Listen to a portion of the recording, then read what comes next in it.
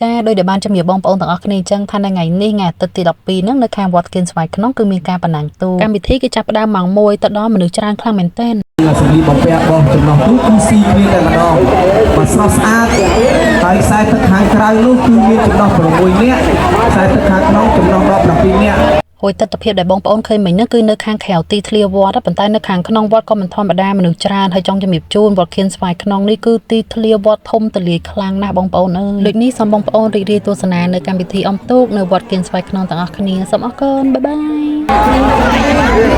បាទឃើញថាចំណោះ6នាក់បាទឃើញថាវ៉ា7នាក់ហើយបាទ7នាក់ព្រឹងបាទអុំទូកឆ្លងព្រែកស្ដាប់ថ្វាយហើយយំនងទួលយ៉ាងក្រមុំព្រួលយំជ្រួលព្រោះចង់បានក្តីដើមអំពិលស្លឹករស់ខៀវជ័យតែក្រែងភិតភ័យព្រោះខ្លាចទឹករី